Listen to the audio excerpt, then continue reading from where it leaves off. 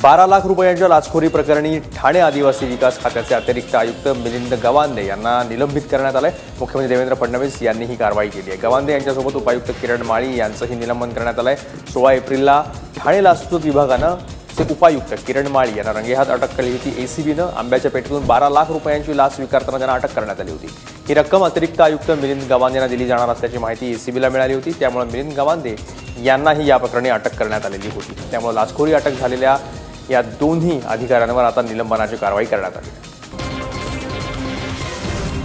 धुळ्यात पोलिसांनी बनावट दारूचा कारखाना उद्ध्वस्त केलाय। आझादनगर पोलीस स्टेशनच्या हद्दीतल्या या कारखान्यावर सकाळी अप्पर पोलीस अधीक्षक चंद्रकांत गवळी यांनी छापा टाकला। पोलिसांच्या कारवाईमध्ये दारूनं भरलेले बॅरल्स, ड्रम, बाटली, पॅकिंग या सगळ्याचं साहित्य जे आहे ते जप्त करण्यात आलं। भरवस्तीमध्ये हा कारखाना सुरू होता। हा बनावट कारखाना चालवणाऱ्या 3 आरोपींना पोलिसांनी अटक केली।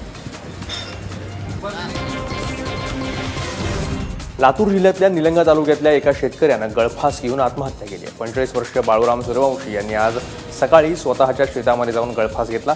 मुलीच्या लग्नासाठी लागणारा खर्च आणि हुंड्यासाठी पैसे नसल्यानं सूर्यवंशी यांनी आत्महत्या केल्याचं समजतं। याबाबत पोलिसांकडे अकस्मात मृत्यूची नोंद करण्यात आली आहे। बाळूराम सूर्यवंशी यांच्या पश्चात त्यांची आई, पत्नी, 2 मुलं आणि 1 मुलगी असा परिवार आहे।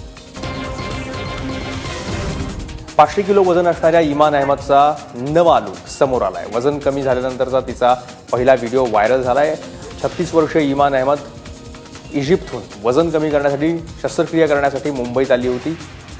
2 महिन्यांच्या अथक परिश्रमानंतर इमानचं वजन 50%हून अधिक कमी झालंय। 11 फेब्रुवारीला मुंबईमध्ये इमानचं वजन 500 किलो होतं, पण आता ते 262 किलोची घट होऊन 238 किलो होतं।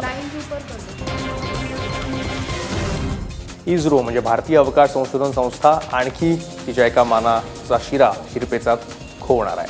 येत्या मे महिन्यामध्ये इस्रो पहिल्यांदा 4 टन वजनाचा एक उपग्रह अवकाशात सोडते। इस्रोचं मुख्य केंद्र असलेल्या श्रीहरिकोटातून हा उपग्रह सोडण्यात येईल। GSLV MK3D1 असं या उपग्रहाचं नाव आहे। आतापर्यंत इस्रोनं केवळ 2.2 टनापर्यंतचाच उपग्रह वाहून नेण्याची क्षमता असलेल्या रॉकेट्स तयार केली होती। आता 4 टनाचा उपग्रह सोडण्यात भारताला यश आलं तर यापुढे भारताला जास्त वजनाचे अधिक मोठे उपग्रह पाठवता येतील आणि परदेशी प्रक्षेपणांवर अवलंबून राहावं लागणार नाही।